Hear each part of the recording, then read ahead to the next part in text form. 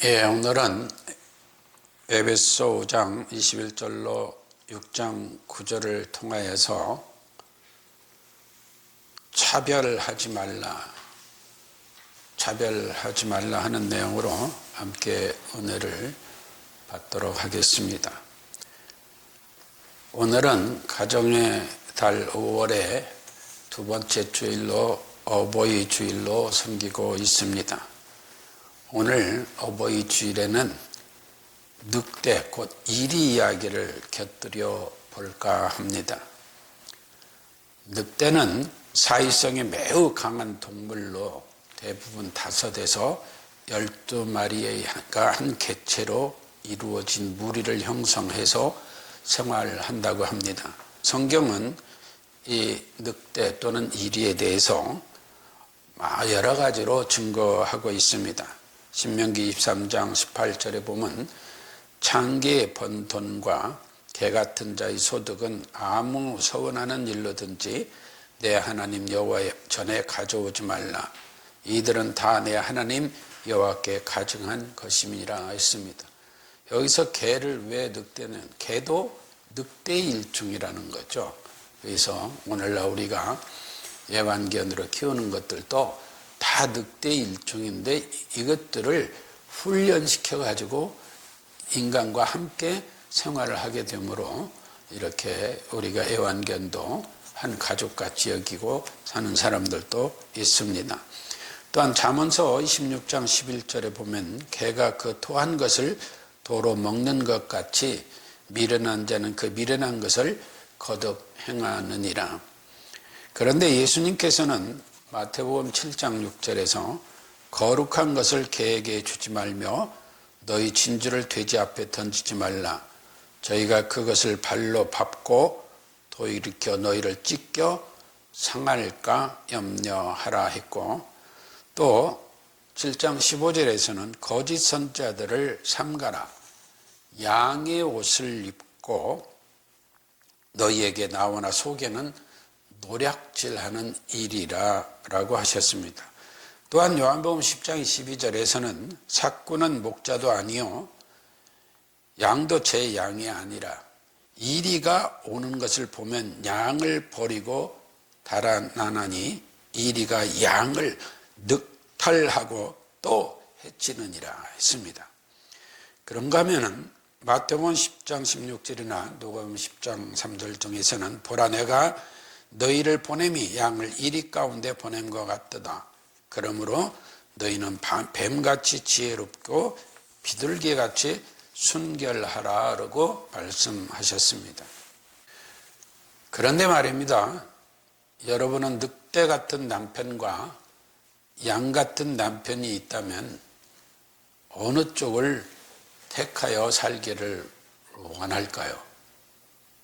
아마 여성들은 대부분 양 같은 남자를 원할 겁니다.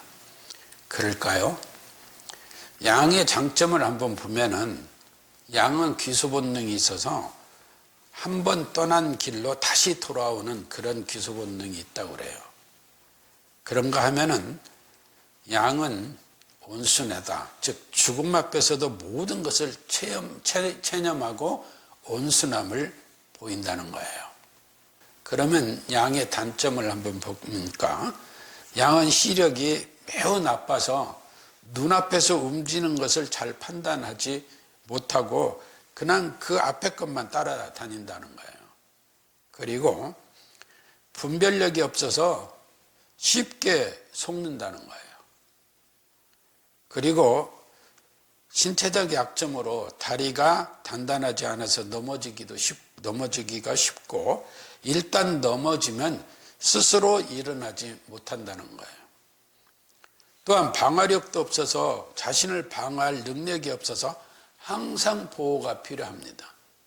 그러니까 우리 성도들은 양 같다 하는 것은 항상 하나님의 보호를 속에 살아가야 된다는 거예요.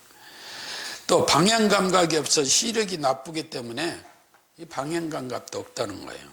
그런가 하면은 이기적이고 멋대로 사는 게 양이라는 거예요. 양은 배가 고플 때 이기적인 면모를 보이기도 한다는 것입니다. 자, 생각해 보세요. 여러분들 이런 남편하고 살고 싶어요? 이런 양 같은 남편하고 살면 좋겠어요? 아마 여자를 힘들어서 못 살 거예요. 오직 하나님의 보호만이 표현되기 때문에 성경에서 양을 얘기하니까 양 얘기할지는 몰라도 아마 이런 양 같은 남편하고 살려면 못 산다고 할 거예요. 그러면 한번 늑대를 보겠는데, 우리 속담에 그런 말이 있잖아요. 늑대 같은 인간, 개만도 못한 인간, 그런 얘기를 흔히 들어보시죠. 말도 하기도 하고요. 이것은 인간의 됨됨이가 영 싹수가 노랄 때 개만도 못한 인간, 늑대 같은 인간이라고 말을 하죠. 그러면 우리는 개나 늑대보다 나은 사람일까요? 돈 때문에 부모를 살해하는 이들도 있고, 부모가 지 살겠다고 어린 자식들을 버리고 가는 사람도 있고, 또 탐욕 때문에 인간 사냥을, 즉 인간을, 사람을 죽이는 일을 서슴지 않는 사람들이 과연 늑대나 개보다 나은 인간이라고 할 수 있을까요? 그래서 그들을 들어서 늑대만도 못한 인간, 개만도 못한 인간, 이런 표현을 하는 것으로 생각합니다. 그런데 말입니다. 이것들은 다 인간의 시각으로 늑대가 사냥할 때의 그 포악성과 또 최상의 포식자라는 그런 것에만 주목을 하기 때문에 그런 생각을 가지는 것이라는 겁니다. 물론 성경은 인간의 못된 점을 지적하여서 그리 살지 말라고 경고하는 말씀으로 늑대나 이리를 거론합니다. 예수님께서는 늑대를 비하해선 말씀이 아니라는 것을 우리는 한번 생각해 봐야 합니다. 오히려 그보다는 이 늑대가 사냥의 포악성과 최상의 포식자라는 이런 개념 속에서 못돼 처먹은 인간들을 비유로 하신 말씀이라는 점을 우리가 간과해서는 안 된다는 것이죠. 왜 그러느냐? 그래서 늑대에 대해서 알아보았어요. 늑대는 협동심이 강하답니다. 무리 전체가 협력하여 사냥하기 때문에 단독으로 사냥하는 것보다 성공률이 높대요. 그래서 한번 보세요. 호랑이들도 늑대 떼가 오면 슬슬 피하잖아요. 늑대 하나하고는 험은 지가 늑대를 잡아먹지만 늑대 떼가 오면 호랑이가 피합니다. 그만큼 늑대들은 협동심이 강하다는 거예요. 무리 전체가 힘을 합쳐가지고 어떤 영역을 방어하기 때문에 다른 무리로부터 침범을 받을 가능성이 낮다는 거예요. 그 협동심, 협력하여 힘을 합쳐서 영역을 지키는 거. 그런가 하면은 늑대는 새끼들을 철저히 보호한다는 거예요. 사람은 새끼를 버리는 일도 있지만 늑대는 새끼를 버리는 일이 없대요. 철저히 보호한대요. 그 늑대의 무리는 그 늑대가 새끼를 돌보기 때문에 새끼들의 생존율이 가장 높다는 거예요. 이 늑대의 새끼들의 생존율이. 그런가 하면은 늑대는 가족애가 강합니다. 가족애가 강해요. 전에가 놀랐어요. 그래서 제가 그 늑대에 대해서 더 알아봤어요. 그랬더니 뭐냐? 늑대는, 여성들 잘 들어보세요. 늑대는 평생 한 마리의 암컷만을 사랑한대요. 한 마리의 암컷만 사랑해요. 그러다가 암컷이 죽으면 가장 높은 곳에 가서 울어대며 슬퍼한다는 거예요. 그리고 암컷이 죽으면은 홀로 새끼들을 돌본대요. 그런가 하면 새끼가 성장하면 암컷이 죽었던 곳에 가서 자신도 굶어서 죽는데요. 그리고 늑대는 자신의 암컷을 위해서 목숨을 바쳐 싸우는 유일한 포유를 해요. 목숨 바쳐 싸운대요. 그리고 늑대는 사냥을 하면 암컷과 새끼에게 먼저 음식을 양보하고 자신은 주위를 살피며 경계를 늦추지 않고 망을 보다가 가족이 다 먹고 난 후에 먹는데요. 그리고 늑대는 새끼들이 독립한 후에도 부모를 찾아와 자신의 모습을 보여준대요. 이 가정의 달, 이 어버이날에 우리 인간이 늑대보다 나은가 하는 생각이 드는 거예요. 그래서 한번 다시 물을게요. 오늘날 여성들이 양 같은 남편, 늑대 같은 남편, 그러면 누구하고 살겠어요? 이제 늑대, 개 같은 놈, 늑대 같은 놈 함부로 욕하지 마세요. 늑대가 노예요. 자, 그러면 여러분 다시 물을게요. 여러분이 양 같은 사람하고 살고 싶습니까? 아니면 늑대 같은 사람하고 살고 싶어요? 이제부터 다시 말하지만 저 늑대 같은 인간이라고 함부로 말하지 마세요. 늑대는 그 협동심, 새끼의 보호 능력, 아내를 사랑하는 그 사랑, 애정, 가족의 협동심이 강한 게 늑대예요. 오늘날 교회도 그래야 되고 가정도 그러면은 얼마나 좋겠어요. 그런데 성경은 왜 그러냐? 그 포악성, 포식성 이것 때문에 예수님께서 비유로 말씀하신 거예요. 동물 농장에 보면은 초식동물들이 크잖아요. 그죠? 근데 초식동물들이 사냥 등을 하지 않으니까 우리가 생각할 때 초식동물은 착해 이런 생각을 하는데 늑대를 생각하다 보니까 이 초식동물도 제가 생각을 해봤어요. 초식동물은 다른 동물을 해치지 않으니까 착한 걸까 했는데 잘 보세요. 초식동물들은요 협동심이 없어요. 지 동료가 죽어도 멀끄러미 쳐다만 보고 있어요. 그리고 지가 무서워서 지 살겠다고 도망갑니다. 그래서 초식동물은 착하고 늑대는 악하다? 이 개념이 혼돈이 오는 거예요. 동료들이 물리고 찢겨도 지가 도망가거나 물끄러미 쳐다볼 뿐이지 도우려고 안 해요. 협동심이 없어요. 그러나 늑대는 가족애가 강하고 협동심이 강합니다. 이상하죠? 그런데 우리가 늑대를 함부로 비하할 수 있겠어요? 성경이 말하는 늑대는 구원을 향한 비유의 말씀입니다. 늑대가 사냥해서 포악성과 포식성을 드러내기 때문에 죄 많은 인간의 패악한 인간들에게 예수님께서 비유로 그러지 말라고 말씀하신 것이지 인간들이 늑대보다 낫다 하는 말씀이 결코 아닌 것을 생각해 보게 되는 거예요. 그럼 우리는 어찌하면서 살아야 될 것인가? 본문에서 한번 살펴보겠습니다. 본문은 교회 공동체의 일원 곧 그리스도인으로서 삶의 지표를 제시해 줍니다.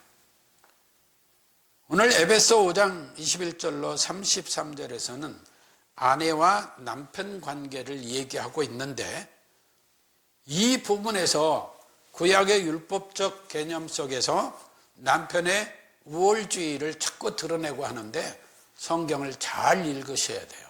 전혀 그런 거 아닙니다. 21절에 보면 너희는 그리스도를 경외함으로 피차 복종하라고 그랬어요. 남자가 부인이 남편을 경외하고 그리스도를 섬기듯 경외하라니까 남편이 우월하고 남편은 아내를 자기를 사랑하는 것 같이 사랑하라니까 좀 낮은 단계고 그거 아니에요. 뭐예요? 남편이나 아내나 그리스도를 경외하는 것 같이 피차 복종하래. 피차 복종. 그런 개념에서 설명하신 거예요. 그런가 하면 22절에 이 비밀이 크도다. 내가 그리스도와 교회에 대하여 말하노라. 가족 공동체, 너희는 교회의 한 일원으로서 그리스도를 섬기는 이들로서 피차 복종하며 높고 낮음이 없다는 거예요. 뒤에 말씀드리겠습니다. 또 23절에 보면 그리스도께서 교회의 머리됨과 같으니 그가 친히 몸의 구주시니라. 그러니까 이 말씀은 결론적으로 누가 중심이냐? 교회의 머리 되신 예수 그리스도가 중심으로 너희는 피차 복종하며 서로 섬기며 그리스도를 섬기듯이 해야 된다는 거예요. 이게 교회 공동체라는 거예요. 가정도 마찬가지예요. 작은 교회 공동체예요. 그러면서 30절에 뭐냐?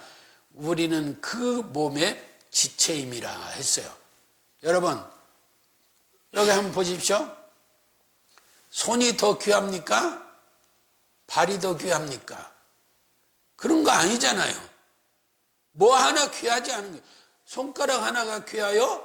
발가락이 더 귀해요? 그런 거 없어요. 지체는 다 똑같아요. 한 몸이에요. 똑같이 역할을 해요.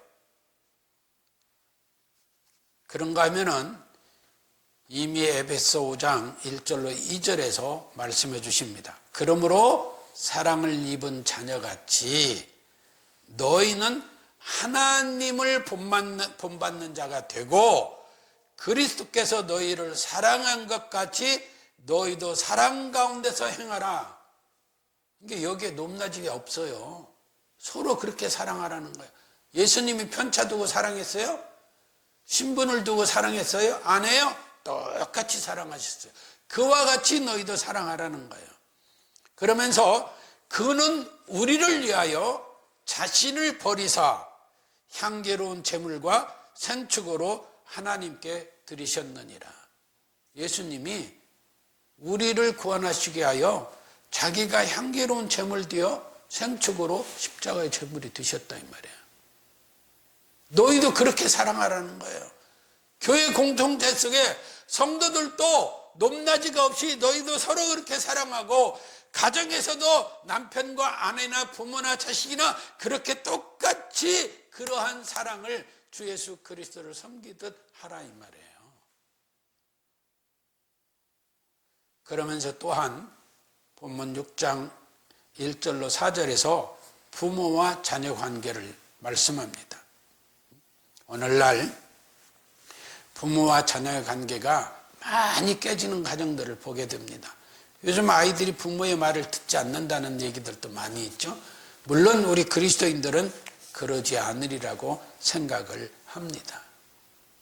그러나 부모들은 자녀들을 그대로 내버려두고 방치하는 게 아니라 하나님의 말씀으로 교양과 훈계를 금하지 말라는 거예요. 그런가 하면 6장 5절로 9절에서 주인과 종의, 상전과 종의 관계를 또 표현하고 있습니다. 상전에게 순종하기를 그리스도에게 하듯 하고 하니까 우리는 그것만 드러내요. 종은 상전에게 그리스도에게 하듯 해라. 이것만 자꾸 얘기해요. 그리고 그리스도의 종들처럼 마음으로 하나님의 뜻을 행하여 섬기라. 그런데 9절을 보면 뭐라고 하느냐?